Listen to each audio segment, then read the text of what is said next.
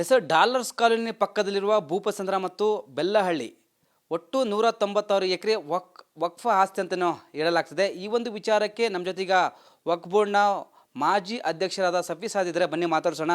Sir, ಈಗ ಭೂಪಸಂದ್ರ ಮತ್ತು ಬೆಲ್ಲಹಳ್ಳಿ ಈ ಒಂದು ಭಾಗದಲ್ಲಿ ಸುಮಾರು ಎಕರೆ ಈಗ ವಕ್ಫ್ ಆಸ್ತಿ ಅಂತ ಹೇಳಲಾಗ್ತದೆ. ಸರ್, ಎಷ್ಟು ಎಕರೆ ಇದೆ ಸರ್ ಅಂತ ಟೋಟಲ್? ಇಲ್ಲಿ ನೋಡಿ ರೇಶ್, ಈ ಭಾರತದಲ್ಲಿ 9 ಲಕ್ಷ ಎಕರೆ ಜಾಗ ಇದೆ ಅಂತ ರಿಜಿಜು ಅವರೇ ಹೇಳಿದ್ದಾರೆ. ಅದೇ ರೀತಿ ಅನ್ವರ್ ಮಾಣಿಪಾಡಿ ಅವರ ವರದಿ ಪ್ರಕಾರ 1.5 ಲಕ್ಷ ಎಕರೆ ಜಾಗ ಕರ್ನಾಟಕದಲ್ಲಿ ಬೇಕು ಅಂತೇಳಿ. ಕರ್ನಾಟಕದಲ್ಲಿ ಅಷ್ಟು ಇಲ್ಲ, ಭಾರತದಲ್ಲೂ ಇಲ್ಲ, ಎಲ್ರಿಗೂ ಗೊತ್ತಿರುವಂಥ ಸತ್ಯ. ನಮ್ಮಲ್ಲಿರುವುದು 25-26 ಸಾವಿರ ಎಕರೆ ಜಾಗ ಮಾತ್ರ. ಅಂದರೆ ಈ 1.5 ಲಕ್ಷ ಜಾಗಗಳು ಕಬಳಿಕೆಯಾಗಿದೆ. ಆ ಕಬಳಿಕೆಯಾದಂಥ ಜಾಗಗಳಲ್ಲಿ ಹಲವಾರು ಲ್ಯಾಂಡ್ ರಿಫಾರ್ಮ್ ಆ್ಯಕ್ಟಲ್ಲೂ, ಅದೇ ರೀತಿಯಲ್ಲಿ ನಮ್ಮ ಇನಾಮ್ ಅಬಾಲಿಷನ್ ಆ್ಯಕ್ಟು, ಲ್ಯಾಂಡ್ ಅಕ್ವಿಸೇಷನ್ ಆ್ಯಕ್ಟಲ್ಲೆಲ್ಲ ಹೋಗಿದೆ. ಹಲವಾರು ಅಂದರೆ ಮುಕ್ಕಾಲು ಭಾಗನೂ ಜಾಗ ಹೋಗಿದೆ. ಈಗ ಅದರ ಕೇಸೇ ನಡೀತಾ ಇಲ್ಲ. ಈಗ ನೀವೇನು ಭೂಪ್ಸಂದ್ರ ಹೇಳ್ತಾ ಇದ್ದೀರಾ, 196 ಎಕರೆ ಇತ್ತು, ಬಟ್ ಈಗ ಕೇಸು ನಡೀತಾ ಇಲ್ಲ, ಎಲ್ಲ ಕಬಳಿಕೆಯಾಗಿದೆ. ಇವತ್ತು ವಕ್ಫ್ ಬೋರ್ಡ್ ಯಾವ ಕೇಸು ನಡೀತಾ ಇಲ್ಲ, ಯಾವ ಕ್ಲೈಮು ಮಾಡ್ತಾ ಇಲ್ಲ. ಇಲ್ಲಿ ಭೂಪ್ಸಂದ್ರ ಜಾಮಿಯಾ ಮಸೀದ್ ಅಧೀನದಲ್ಲಿ 196 ವಕ್ಫ್ ಗೆಜೆಟೆಡ್ ಲ್ಯಾಂಡ್ ಇತ್ತು. ವಕ್ಫ್ ಇದರಲ್ಲಿ ಇದೆ.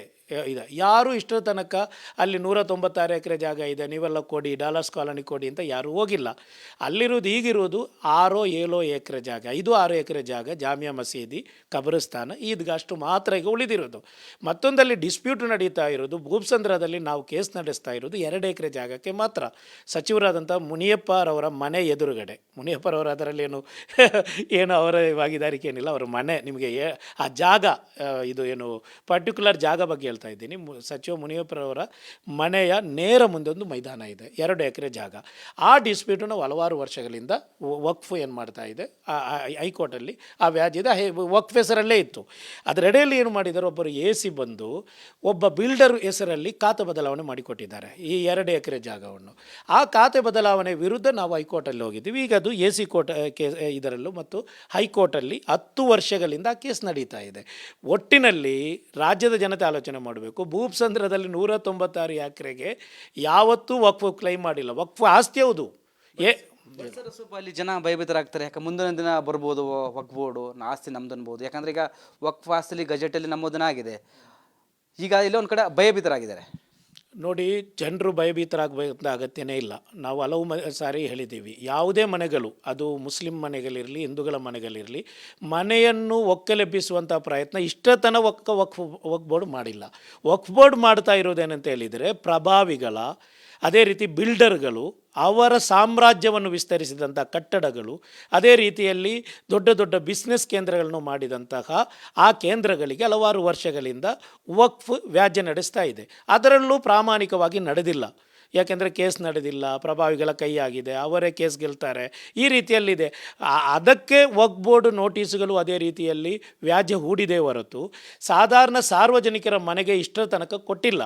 ನಂತರ ಇತ್ತೀಚೆಗೆ ಕೆಲವು ಕಡೆಗಳಲ್ಲೆಲ್ಲ 1 ವರ್ಷ 2 ವರ್ಷ ಮುಂಚೆಲ್ಲ ರೆಂಟಿಗಿಂತ ತಗೊಂಡು ರೆಂಟ್ ಅವರೇನು ಕೊಡಲ್ಲ, ಬಾಡಿಗೆ ಕೊಡಲ್ಲ ಅಂಥವರಿಗೆಲ್ಲ ನೋಟಿಸ್ ಕೊಟ್ಟಿದೆ. ಅದರಲ್ಲೂ 90% ಮುಸಲ್ಮಾನರಿಗೆ. ಈ ವಕ್ಫ್ ಕಬಳಿಕೆದಾರರು ಯಾರು? ಮುಸಲ್ಮಾನರೇ. ವಕ್ಫ್ ಮಾರಿದವರು ಯಾರು? ಮುಸಲ್ಮಾನರೇ. ವ್ಯಾಜ್ಯ ನಡೀತಾ ಇರೋದು ಯಾರಿಗೆ? ಮುಸಲ್ಮಾನರು ಮತ್ತು ವಕ್ಫ್ ಬೋರ್ಡಿಗೆ. ಆ ವಕ್ಫ್ ಬೋರ್ಡಿನ ಮುಸ್ಲಿಂ ಕಬಳಿಕೆದಾರರಿಂದ ಕೆಲವು ರೈತರು ಗೊತ್ತಿಲ್ಲದೆ ಕೆಲವು ಆಸ್ತಿಗಳನ್ನು ಏನು ಮಾಡಿದ್ದಾರೆ, ರಿಜಿಸ್ಟ್ರಿ ಮಾಡಿಕೊಂಡಿದ್ದಾರೆ. ಅದು ವಕ್ಫ್ ಆಸ್ತಿ ಆದರೆ ಮಾತ್ರ ಅವರಿಗೆ ಕೊಡ್ತಾ ಇದೆ, ನೋಟಿಸ್ ಕೊಡ್ತಾ ಇರೋದು. ಯಾವ ರೈತನ ಜಾಗಕ್ಕೂ, ಯಾವ ದೇವಸ್ಥಾನದ ಜಾಗಕ್ಕೂ ಇಷ್ಟ ತನಕ ನಾವು ಇದು ಕೊಟ್ಟಿಲ್ಲ. ಜನರಿಗೆ ಏನೊಂದು ಭರವಸೆ ನೀಡ್ತಾರೆ. ಯಾಕಂದ್ರೆ ಅವರು ಈಗ 196 ಎಕರೆ ವಕ್ಫ್ ಆಸ್ತಿ ಅಂತ ಗೆಜೆಟ್ ನಮೂದನ ಆಗಿದೆ. ಈ ಮುಂದೊಂದು ದಿನ ಬರ್ಬೋದು, ನಮ್ಮದು ಆಸ್ತಿ ಅಂತ ಹೇಳ್ಬೋದು ಅಂತ ಅವ್ರ ಒಂಥರ ಮೈಂಡ್ ಸೆಟ್. ಈಗ ಅವ್ರ ಭಯಭೀತರಾಗಿದ್ದಾರೆ. ಏನಂತ ಭರವಸೆ ಕೊಡ್ತಾರೆ? ಇಲ್ಲಿ ನೋಡಿ, ಸುಪ್ರೀಂ ಕೋರ್ಟ್ನ ಇದು ಜಡ್ಜ್ಮೆಂಟ್ ಆಗಿದೆ, ಒನ್ಸ್ ಎ ವಕ್ಫ್ ಆಲ್ವೈಸ್ ವಕ್ಫ್. ಒಮ್ಮೆ ವಕ್ಫ್ ಆದರೆ ಅದು ಅಲ್ಲಾಹನ ಇದು ಜಾಗ, ಅದನ್ನು ಯಾರೂ ಮುಟ್ಟುವಂಗಿಲ್ಲ. ಮುಸಲ್ಮಾನರು ಮುಟ್ಟುವಂಗಿಲ್ಲ, ವಕ್ಫ್ ಮಾಡಿದವರು ಮುಟ್ಟುವಂಗಿಲ್ಲ. ಈಗ ಯಾರಾದರೂ ರಾಜರು ವಕ್ಫ್ ಮಾಡಿದ್ದಾರೆ ಅಂತೆಲ್ಲ ಅವರ ಯಾರಾದರೂ ಬಂದು ಅದು ನಮ್ಮದು ಅಂತ ಹೇಳೋಕ್ಕೂ ಆಗಲ್ಲ. ಒಮ್ಮೆ ವಕ್ಫ್ ಆದರೆ ಆಯಿತು, ಅದು ದೇವರ ಸೊತ್ತು. ಭೂಪ್ಸಂದ್ರ ಜನರೊಂದಿಗೆ ಹೇಳ್ತಾ ಇರೋದು, ನಮ್ಮ ವಕ್ಫ್ ಬೋರ್ಡ್ ಮುಂದೆ ನಿಮ್ಮ ಕೇಸೇ ಇಲ್ಲ. ನೀವು ಇದು ಭಯಭೀತರಾಗುವಂಥ ಅಗತ್ಯನೇ ಇಲ್ಲ. ಯಾಕೆಂದರೆ ನೀವು ಬಿಡಿ, ಬಡವರೆಲ್ಲ ಬಿಡಿ, ಶ್ರೀಮಂತರು ತಗೊಂಡಿರುವಂಥ ಕಬಳಿಕೆ ಮಾಡಿದಂಥ ಜಾಗನೇ ನಮಗೆ ವಾಪಸ್ ತಗೊಳ್ಳೋಕ್ಕಾಗ್ತಾ ಇಲ್ಲ. ಕೇಸ್ ನಡೀತಾ ಇದೆ 30-40 ವರ್ಷಗಳಿಂದ. ಮನೆ ಒಕ್ಕಲೆಬ್ಬಿಸುವಂಥ ಕೆಲಸಗಳು ನಡೆಯಲ್ಲ. ನೀವು ಭಯಭೀತರಾಗಬೇಕಾಗಿಲ್ಲ. ಏನಾದರೂ ಅಂಥದ್ದಿದ್ದರೆ ಸಚಿವರೊಂದಿಗೆ ವಕ್ಫ್ ಬೋರ್ಡೊಂದಿಗೆ ಕೂತ್ಕೊಂಡು ಮಾತಾಡ್ಬೋದು. ಅಂಥದ್ದೇನಾದರೂ ಇದ್ದರೆ ಅದಕ್ಕೂ ತುಂಬ ದಾರಿಗಳಿವೆ, ಕಾನೂನುಬದ್ಧವಾದಂಥ ದಾರಿಗಳಿವೆ. ಆದ್ದರಿಂದ ಯಾರು ಮನೆ ಮಠಗಳು ಮಾಡಿದವರು ಯಾರು ಭಯಭೀತರಾಗಬೇಕಂತ ಅಗತ್ಯನೇ ಇಲ್ಲ. ನಿಮಗೆ ಷಡ್ಯಂತರ ಮಾಡಿ ನಿಮ್ಮನ್ನು ಭಯಭೀತಗೊಳಿಸುವಂಥ ಒಂದು ಶಕ್ತಿ ಈಗ ಆ ಶಕ್ತಿ ಯಾರು ಅಂತ ಹೇಳಿದರೆ ಹಿಂದೂ ಮುಸ್ಲಿಂ ಯಾರೂ ಅಲ್ಲ. ಅವರು ವಕ್ಫ್ ಜಾಗವನ್ನು ಕಬಳಿಕೆ ಮಾಡಿದಂತಹ ಕಬಳಿಕೆದಾರರು, ಎಂಕ್ರೋಚರ್ಸು ಅವರೆಲ್ಲ ಒಟ್ಟಾಗಿದೆ. ನಮ್ಗೆ ಗೊತ್ತಿದೆ. ಈಗ ಯತ್ನಾಳ್ ಅವರ ಹಿಂದೆ ಇರುವುದು ಯಾರು? ಈ ಒಂದು ದೊಡ್ಡ ಆಂದೋಲನ ಹಿಂದೆ ಇರುವವರು ಯಾರು ಅಂತ ಹೇಳಿದರೆ ಮುಸ್ಲಿಂ ಸಮುದಾಯದ ಕೆಲವು ಕಬಳಿಕೆದಾರರು ಅವರ ಹಿಂದೆ ಇದ್ದಾರೆ. ಅವರಿಗೇನಾಗಬೇಕು? ಅವರು ಕಬಳಿಕೆ ಮಾಡಿದಂಥ ನಾವು ಹೈಕೋರ್ಟ್ ಮತ್ತು ಸುಪ್ರೀಂ ಕೋರ್ಟ್ ಹೋಗಿ ಕಳೆದ 30-40 ವರ್ಷಗಳಿಂದ ನಾವು ಹೋರಾಟ ಮಾಡಿದ ಆ ಹೋರಾಟ ವ್ಯರ್ಥ ಆಗಬೇಕು. ಅದಕ್ಕೆ ನಿಮ್ಮನ್ನು ಚೂ ಬಿಡ್ತಾ ಇದ್ದಾರೆ. ಆದ್ದರಿಂದ ಯಾರೂ ಭಯಭೀತರಾಗಬೇಕಂತ ಅಗತ್ಯನೇ ಇಲ್ಲ. ಸರ್, ಡಾಲರ್ಸ್ ಕಾಲೋನಿ ಪಕ್ಕದಲ್ಲಿರುವ ಭೂಪಸಂದ್ರ ಮತ್ತು ಬೆಲ್ಲಹಳ್ಳಿ ಒಟ್ಟು 196 ಎಕರೆ ವಕ್ಫ್ ಆಸ್ತಿ ಅಂತಲೂ ಹೇಳಲಾಗ್ತದೆ. ಈ ಒಂದು ವಿಚಾರಕ್ಕೆ ನಮ್ಮ ಜೊತೆಗ ವಕ್ಫ್ ಬೋರ್ಡ್ನ ಮಾಜಿ ಅಧ್ಯಕ್ಷರಾದ ಸಫಿ ಸಾದ್ ಇದ್ದಾರೆ. ಬನ್ನಿ ಮಾತಾಡ್ಸೋಣ. ಸರ್, ಈಗ ಭೂಪಸಂದ್ರ ಮತ್ತು ಬೆಲ್ಲಹಳ್ಳಿ ಈ ಒಂದು ಭಾಗದಲ್ಲಿ ಸುಮಾರು ಎಕರೆ ಈಗ ವಕ್ಫ್ ಆಸ್ತಿ ಅಂತ ಹೇಳಲಾಗ್ತದೆ. ಸರ್, ಎಷ್ಟು ಎಕರೆ ಇದೆ ಸರ್ ಅಂತ ಟೋಟಲ್? ಇಲ್ಲಿ ನೋಡಿ ಈ ಭಾರತದಲ್ಲಿ 9 ಲಕ್ಷ ಎಕರೆ ಜಾಗ ಇದೆ ಅಂತ ರಿಜಿಜು ಅವರೇ ಹೇಳಿದ್ದಾರೆ. ಅದೇ ರೀತಿ ಅನ್ವರ್ ಮಾಣಿಪಾಡಿ ಅವರ ವರದಿ ಪ್ರಕಾರ 1.5 ಲಕ್ಷ ಎಕರೆ ಜಾಗ ಕರ್ನಾಟಕದಲ್ಲಿ ಬೇಕು ಅಂತೇಳಿ. ಕರ್ನಾಟಕದಲ್ಲಿ ಅಷ್ಟು ಇಲ್ಲ, ಭಾರತದಲ್ಲೂ ಇಲ್ಲ. ಎಲ್ರಿಗೂ ಗೊತ್ತಿರುವಂಥ ಸತ್ಯ. ನಮ್ಮಲ್ಲಿರುವುದು 25-26 ಸಾವಿರ ಎಕರೆ ಜಾಗ ಮಾತ್ರ. ಅಂದರೆ ಈ 1.5 ಲಕ್ಷ ಜಾಗಗಳು ಕಬಳಿಕೆಯಾಗಿದೆ. ಆ ಕಬಳಿಕೆಯಾದಂಥ ಜಾಗಗಳಲ್ಲಿ ಹಲವಾರು ಲ್ಯಾಂಡ್ ರಿಫಾರ್ಮ್ ಆ್ಯಕ್ಟಲ್ಲೂ, ಅದೇ ರೀತಿಯಲ್ಲಿ ನಮ್ಮ ಇನಾಮ್ ಅಬಾಲಿಷನ್ ಆ್ಯಕ್ಟು, ಲ್ಯಾಂಡ್ ಅಕ್ವಿಸಿಷನ್ ಆ್ಯಕ್ಟಲ್ಲೆಲ್ಲ ಹೋಗಿದೆ. ಹಲವಾರು ಅಂದರೆ 3/4 ಭಾಗನೂ ಜಾಗ ಹೋಗಿದೆ. ಈಗ ಅದರ ಕೇಸೇ ನಡೀತಾ ಇಲ್ಲ. ಈಗ ನೀವೇನು ಭೂಪ್ಸಂದ್ರ ಹೇಳ್ತಾ ಇದ್ದೀರಾ, 196 ಎಕರೆ ಇತ್ತು, ಬಟ್ ಈಗ ಕೇಸು ನಡೀತಾ ಇಲ್ಲ, ಎಲ್ಲ ಕಬಳಿಕೆಯಾಗಿದೆ. ಇವತ್ತು ವಕ್ಫ್ ಬೋರ್ಡ್ ಯಾವ ಕೇಸು ನಡೀತಾ ಇಲ್ಲ, ಯಾವ ಕ್ಲೈಮೂ ಮಾಡ್ತಾ ಇಲ್ಲ. ಇಲ್ಲಿ ಭೂಪ್ಸಂದ್ರ ಜಾಮಿಯಾ ಮಸೀದಿ ಅಧೀನದಲ್ಲಿ 196 ವಕ್ಫ್ ಗೆಜೆಟೆಡ್ ಲ್ಯಾಂಡ್ ಇತ್ತು. ವಕ್ಫ್ ಇದರಲ್ಲಿ ಇದೆ. ಯಾರು ಇಷ್ಟರ ತನಕ ಅಲ್ಲಿ 196 ಎಕರೆ ಜಾಗ ಇದೆ, ನೀವೆಲ್ಲ ಕೊಡಿ, ಡಾಲರ್ಸ್ ಕಾಲೋನಿ ಕೊಡಿ ಅಂತ ಯಾರೂ ಹೋಗಿಲ್ಲ. ಅಲ್ಲಿರೋದು ಈಗಿರೋದು 6-7 ಎಕರೆ ಜಾಗ, 5-6 ಎಕರೆ ಜಾಗ ಜಾಮಿಯಾ ಮಸೀದಿ, ಕಬ್ರಸ್ತಾನ, ಈದ್ಗಷ್ಟು ಮಾತ್ರ ಈಗ ಉಳಿದಿರೋದು. ಮತ್ತೊಂದಲ್ಲಿ ಡಿಸ್ಪ್ಯೂಟ್ ನಡೀತಾ ಇರೋದು ಭೂಪ್ಸಂದ್ರದಲ್ಲಿ ನಾವು ಕೇಸ್ ನಡೆಸ್ತಾ ಇರೋದು 2 ಎಕರೆ ಜಾಗಕ್ಕೆ ಮಾತ್ರ. ಸಚಿವರಾದಂಥ ಮುನಿಯಪ್ಪರವರ ಮನೆ ಎದುರುಗಡೆ. ಮುನಿಯಪ್ಪರವರು ಅದರಲ್ಲಿ ಏನು ಅವರ ಭಾಗಿದಾರಿಕೆ ಏನಿಲ್ಲ, ಅವರ ಮನೆ. ನಿಮಗೆ ಆ ಜಾಗ ಪರ್ಟಿಕ್ಯುಲರ್ ಜಾಗ ಬಗ್ಗೆ ಹೇಳ್ತಾ ಇದ್ದೀನಿ. ಸಚಿವ ಮುನಿಯಪ್ಪರವರ ಮನೆಯ ನೇರ ಮುಂದೆ ಒಂದು ಮೈದಾನ ಇದೆ, 2 ಎಕರೆ ಜಾಗ. ಆ ಡಿಸ್ಪ್ಯೂಟು ನಾವು ಹಲವಾರು ವರ್ಷಗಳಿಂದ ವಕ್ಫ್ ಏನು ಮಾಡ್ತಾ ಇದೆ, ಹೈಕೋರ್ಟಲ್ಲಿ ಆ ವ್ಯಾಜ್ಯದ ವಕ್ಫ್ ಹೆಸರಲ್ಲೇ ಇತ್ತು. ಅದರೆಡೆಯಲ್ಲಿ ಏನು ಮಾಡಿದ್ದಾರೆ, ಒಬ್ಬರು AC ಬಂದು ಒಬ್ಬ ಬಿಲ್ಡರ್ ಹೆಸರಲ್ಲಿ ಖಾತೆ ಬದಲಾವಣೆ ಮಾಡಿಕೊಟ್ಟಿದ್ದಾರೆ ಈ 2 ಎಕರೆ ಜಾಗವನ್ನು. ಆ ಖಾತೆ ಬದಲಾವಣೆ ವಿರುದ್ಧ ನಾವು ಹೈಕೋರ್ಟಲ್ಲಿ ಹೋಗಿದ್ದೀವಿ. ಈಗ ಅದು AC ಕೋರ್ಟ್ ಇದರಲ್ಲೂ ಮತ್ತು ಹೈಕೋರ್ಟಲ್ಲಿ 10 ವರ್ಷಗಳಿಂದ ಆ ಕೇಸ್ ನಡೀತಾ ಇದೆ. ಒಟ್ಟಿನಲ್ಲಿ ರಾಜ್ಯದ ಜನತೆ ಆಲೋಚನೆ ಮಾಡಬೇಕು. ಭೂಪ್ಸಂದ್ರದಲ್ಲಿ 196 ಎಕರೆಗೆ ಯಾವತ್ತೂ ವಕ್ಫ್ ಕ್ಲೈಮ್ ಮಾಡಿಲ್ಲ. ವಕ್ಫ್ ಆಸ್ತಿ ಹೌದು. ಸ್ವಲ್ಪ ಅಲ್ಲಿ ಜನ ಭಯಭೀತರಾಗ್ತಾರೆ. ಯಾಕೆ ಮುಂದಿನ ದಿನ ಬರ್ಬೋದು ವಕ್ಫ್ ಬೋರ್ಡು ಆಸ್ತಿ ನಮ್ದು ಅನ್ಬೋದು. ಯಾಕಂದರೆ ಈಗ ವಕ್ಫ್ ಆಸ್ತಿಲಿ ಗಜೆಟಲ್ಲಿ ನಮೂದನ ಆಗಿದೆ. ಈಗ ಇಲ್ಲಿ ಒಂದು ಕಡೆ ಭಯಭೀತರಾಗಿದ್ದಾರೆ. ನೋಡಿ, ಜನರು ಭಯಭೀತರಾಗಬೇಕಂತ ಅಗತ್ಯನೇ ಇಲ್ಲ.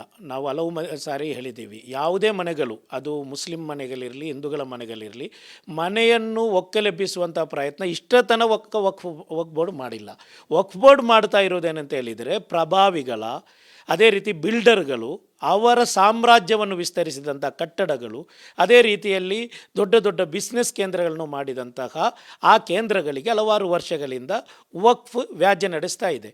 ಅದರಲ್ಲೂ ಪ್ರಾಮಾಣಿಕವಾಗಿ ನಡೆದಿಲ್ಲ. ಯಾಕೆಂದರೆ ಕೇಸ್ ನಡೆದಿಲ್ಲ, ಪ್ರಭಾವಿಗಳ ಕೈಯಾಗಿದೆ, ಅವರೇ ಕೇಸ್ ಗೆಲ್ತಾರೆ, ಈ ರೀತಿಯಲ್ಲಿದೆ.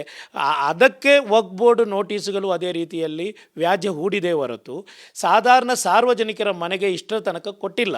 ನಂತರ ಇತ್ತೀಚೆಗೆ ಕೆಲವು ಕಡೆಗಳಲ್ಲೆಲ್ಲ 1 ವರ್ಷ 2 ವರ್ಷ ಮುಂಚೆಲ್ಲ ರೆಂಟಿಗಿಂತ ತಗೊಂಡು ರೆಂಟ್ ಅವರೇನು ಕೊಡಲ್ಲ, ಬಾಡಿಗೆ ಕೊಡಲ್ಲ ಅಂಥವರಿಗೆಲ್ಲ ನೋಟಿಸ್ ಕೊಟ್ಟಿದೆ. ಅದರಲ್ಲೂ 90% ಮುಸಲ್ಮಾನರಿಗೆ. ಈ ವಕ್ಫ್ ಕಬಳಿಕೆದಾರರು ಯಾರು? ಮುಸಲ್ಮಾನರೇ. ವಕ್ಫ್ ಮಾರಿದವರು ಯಾರು? ಮುಸಲ್ಮಾನರೇ. ವ್ಯಾಜ್ಯ ನಡೀತಾ ಇರೋದು ಯಾರಿಗೆ? ಮುಸಲ್ಮಾನರು ಮತ್ತು ವಕ್ಫ್ ಬೋರ್ಡಿಗೆ. ಆ ವಕ್ಫ್ ಬೋರ್ಡಿನ ಮುಸ್ಲಿಂ ಕಬಳಿಕೆದಾರರಿಂದ ಕೆಲವು ರೈತರು ಗೊತ್ತಿಲ್ಲದೆ ಕೆಲವು ಆಸ್ತಿಗಳನ್ನು ಏನು ಮಾಡಿದ್ದಾರೆ, ರಿಜಿಸ್ಟ್ರಿ ಮಾಡ್ಕೊಂಡಿದ್ದಾರೆ. ಅದು ವಕ್ಫ್ ಆಸ್ತಿ ಆದರೆ ಮಾತ್ರ ಅವರಿಗೆ ಕೊಡ್ತಾ ಇದೆ, ಏನು ನೋಟಿಸ್ ಕೊಡ್ತಾ ಇರೋದು. ಯಾವ ರೈತನ ಜಾಗಕ್ಕೂ ಯಾವ ದೇವಸ್ಥಾನದ ಜಾಗಕ್ಕೂ ಇಷ್ಟ ತನಕ ನಾವು ಇದು ಕೊಟ್ಟಿಲ್ಲ. ಜನರಿಗೆ ಏನೊಂದು ಭರವಸೆ ನೀಡ್ತಾರೆ, ಯಾಕಂದ್ರೆ ಅವರು ಈಗ 196 ಎಕರೆ ವಕ್ಫ್ ಆಸ್ತಿ ಅಂತ ಗೆಜೆಟ್ ನಮ್ಮದನ್ನಾಗಿದೆ, ಈ ಮುಂದೊಂದು ದಿನ ಬರ್ಬೋದು ನಮ್ದು ಆಸ್ತಿ ಅಂತ ಹೇಳ್ಬೋದು ಅಂತ ಅವ್ರ ಒಂಥರ ಮೈಂಡ್ ಸೆಟ್. ಈಗ ಅವ್ರ ಭಯಭೀತರಾಗಿದ್ದಾರೆ. ಏನಂತ ಭರವಸೆ ಕೊಡ್ತಾರೆ? ಇಲ್ಲಿ ನೋಡಿ, ಸುಪ್ರೀಂ ಕೋರ್ಟ್ನ ಇದು ಜಡ್ಜ್ಮೆಂಟ್ ಆಗಿದೆ, ಒನ್ಸ್ ಎ ವಕ್ಫ್ ಆಲ್ವೈಸ್ ವಕ್ಫ್. ಒಮ್ಮೆ ವಕ್ಫ್ ಆದರೆ ಅದು ಅಲ್ಲಾಹನ ಇದು ಜಾಗ, ಅದನ್ನು ಯಾರೂ ಮುಟ್ಟುವಂಗಿಲ್ಲ, ಮುಸಲ್ಮಾನರು ಮುಟ್ಟುವಂಗಿಲ್ಲ, ವಕ್ಫ್ ಮಾಡಿದವರು ಮುಟ್ಟುವಂಗಿಲ್ಲ. ಈಗ ಯಾರಾದರೂ ರಾಜರು ವಕ್ಫ್ ಮಾಡಿದ್ದಾರೆ ಅಂತೆಲ್ಲ ಅವರ ಯಾರಾದರೂ ಬಂದು ಅದು ನಮ್ಮದು ಅಂತ ಹೇಳೋಕ್ಕೂ ಆಗಲ್ಲ. ಒಮ್ಮೆ ವಕ್ಫ್ ಆದರೆ ಆಯಿತು, ಅದು ದೇವರ ಸೊತ್ತು. ಮೂಬ್ಸಂದ್ರ ಜನರೊಂದಿಗೆ ಹೇಳ್ತಾ ಇರೋದು, ನಮ್ಮ ವಕ್ಫ್ ಬೋರ್ಡ್ ಮುಂದೆ ನಿಮ್ಮ ಕೇಸೇ ಇಲ್ಲ, ನೀವು ಇದು ಭಯಭೀತರಾಗುವಂಥ ಅಗತ್ಯನೇ ಇಲ್ಲ. ಯಾಕೆಂದರೆ ನೀವು ಬಿಡಿ, ಬಡವರೆಲ್ಲ ಬಿಡಿ, ಶ್ರೀಮಂತರು ತಗೊಂಡಿರುವಂಥ ಕಬಳಿಕೆ ಮಾಡಿದಂಥ ಜಾಗನೇ ನಮಗೆ ವಾಪಸ್ ತಗೊಳ್ಳೋಕ್ಕಾಗ್ತಾ ಇಲ್ಲ. ಕೇಸ್ ನಡೀತಾ ಇದೆ 30-40 ವರ್ಷಗಳಿಂದ. ಮನೆ ಒಕ್ಕಲೆಬ್ಬಿಸುವಂಥ ಕೆಲಸಗಳು ನಡೆಯಲ್ಲ. ನೀವು ಭಯಭೀತರಾಗಬೇಕಾಗಿಲ್ಲ. ಏನಾದರೂ ಅಂಥದ್ದಿದ್ದರೆ ಸಚಿವರೊಂದಿಗೆ ವಕ್ಫ್ ಬೋರ್ಡೊಂದಿಗೆ ಕೂತ್ಕೊಂಡು ಮಾತಾಡ್ಬೋದು. ಅಂಥದ್ದೇನಾದರೂ ಇದ್ದರೆ ಅದಕ್ಕೂ ತುಂಬ ದಾರಿಗಳಿವೆ, ಕಾನೂನುಬದ್ಧವಾದಂಥ ದಾರಿಗಳಿವೆ. ಆದ್ದರಿಂದ ಯಾರು ಮನೆ ಮಠಗಳು ಮಾಡಿದವರು ಯಾರು ಭಯಭೀತರಾಗಬೇಕಂತ ಅಗತ್ಯನೇ ಇಲ್ಲ. ನಿಮಗೆ ಷಡ್ಯಂತರ ಮಾಡಿ ನಿಮ್ಮನ್ನು ಭಯಭೀತಗೊಳಿಸುವಂಥ ಒಂದು ಶಕ್ತಿ ಈಗ ಆ ಶಕ್ತಿ ಯಾರು ಅಂತ ಹೇಳಿದರೆ ಹಿಂದೂ ಮುಸ್ಲಿಂ ಯಾರೂ ಅಲ್ಲ, ಅವರು ವಕ್ಫ್ ಜಾಗವನ್ನು ಕಬಳಿಕೆ ಮಾಡಿದಂತಹ ಕಬಳಿಕೆದಾರರು, ಎಂಕ್ರೋಚರ್ಸು ಅವರೆಲ್ಲ ಒಟ್ಟಾಗಿದೆ. ನಮ್ಗೆ ಗೊತ್ತಿದೆ. ಈಗ ಯತ್ನಾಳ್ ಅವರ ಹಿಂದೆ ಇರುವುದು ಯಾರು, ಈ ಒಂದು ದೊಡ್ಡ ಆಂದೋಲನ ಹಿಂದೆ ಇರುವವರು ಯಾರು ಅಂತ ಹೇಳಿದರೆ ಮುಸ್ಲಿಂ ಸಮುದಾಯದ ಕೆಲವು ಕಬಳಿಕೆದಾರರು ಅವರ ಹಿಂದೆ ಇದ್ದಾರೆ. ಅವರಿಗೇನಾಗಬೇಕು, ಅವರು ಕಬಳಿಕೆ ಮಾಡಿದಂಥ ನಾವು ಹೈಕೋರ್ಟ್ ಮತ್ತು ಸುಪ್ರೀಂ ಕೋರ್ಟ್ ಹೋಗಿ ಕಳೆದ 30-40 ವರ್ಷಗಳಿಂದ ನಾವು ಹೋರಾಟ ಮಾಡಿದ ಆ ಹೋರಾಟ ವ್ಯರ್ಥ ಆಗಬೇಕು. ಅದಕ್ಕೆ ನಿಮ್ಮನ್ನು ಚೂ ಬಿಡ್ತಾ ಇದ್ದಾರೆ. ಆದ್ದರಿಂದ ಯಾರೂ ಭಯಭೀತರಾಗಬೇಕಂತ ಅಗತ್ಯನೇ ಇಲ್ಲ. ಇದಿಷ್ಟು ವಕ್ಫ್ ಬೋರ್ಡ್ನ ಮಾಜಿ ಅಧ್ಯಕ್ಷ ಸಫಿ ಸಾದಿ ಅವರ ಮಾತಾಯಿತು. ಕ್ಯಾಮ್ರಾ ಪರ್ಸನ್ ಲಕ್ಷ್ಮೀಪುತ್ರ ಜೊತೆ ವೀರೇಶ್, ರಿಪಬ್ಲಿಕ್ ಕನ್ನಡ, ಬೆಂಗಳೂರು.